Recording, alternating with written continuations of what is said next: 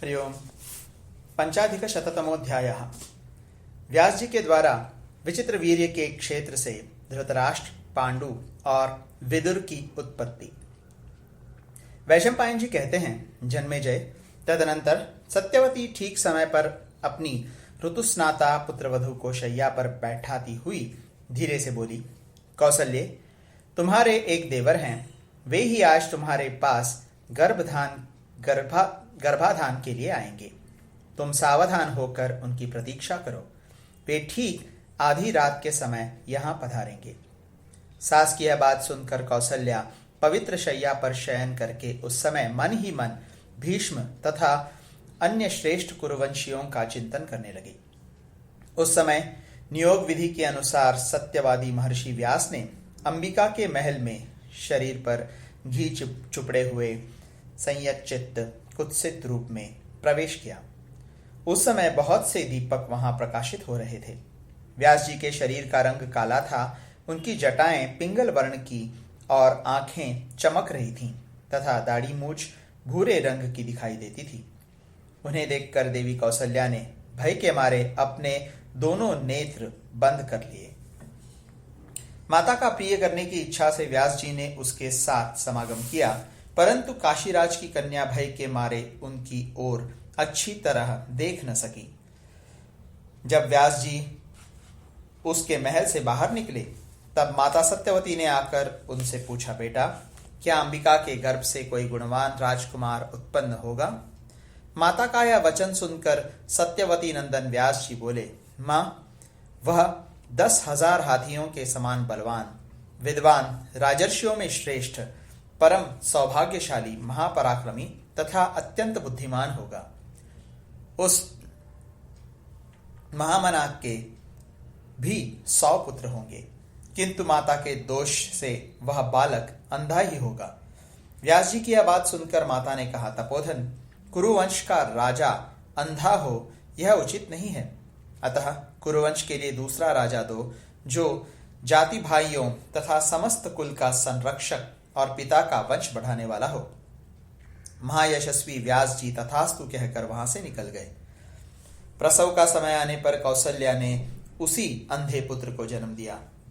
जन्मेजय, तत्पश्चात देवी सत्यवती ने अपनी दूसरी पुत्रवधू को समझा बुझाकर गर्भाधान के लिए तैयार किया और इसके लिए पूर्ववत महर्षि व्यास का आवाहन किया।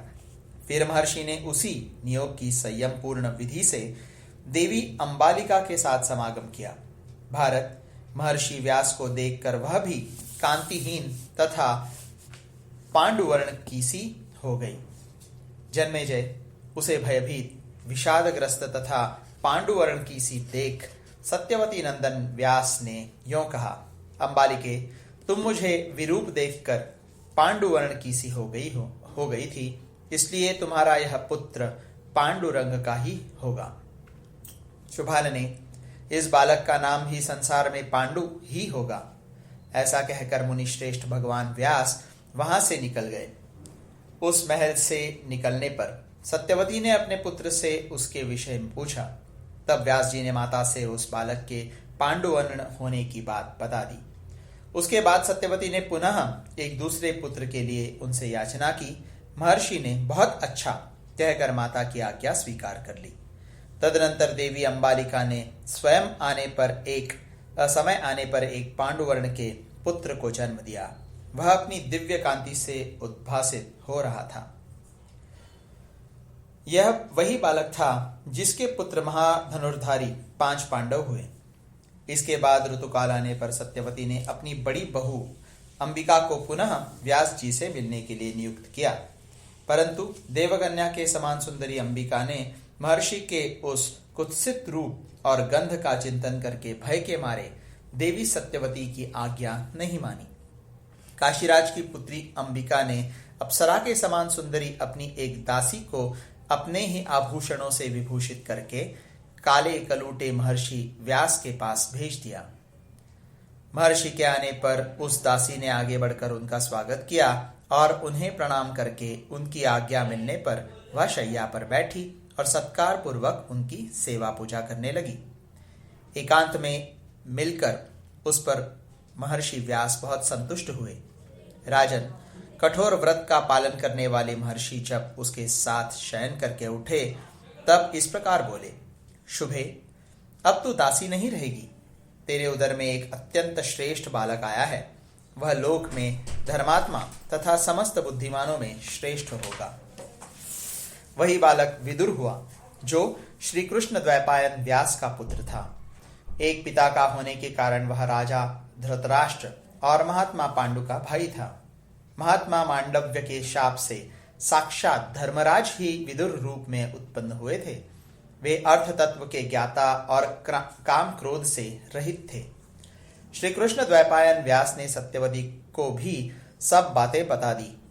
उन्होंने यह रहस्य प्रकट कर दिया कि अंबिका ने अपनी दासी को भेजकर मेरे साथ छल किया है, अतः शूद्रा दासी के गर्भ से ही पुत्र उत्पन्न होगा।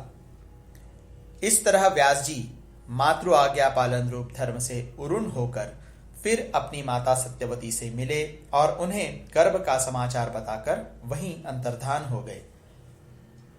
विचित्र वीर्य के क्षेत्र में व्यास जी से ये 3 पुत्र उत्पन्न हुए, जो देवकुमारों के समान तेजस्वी और कुरुवंश की वृद्धि करने वाले थे।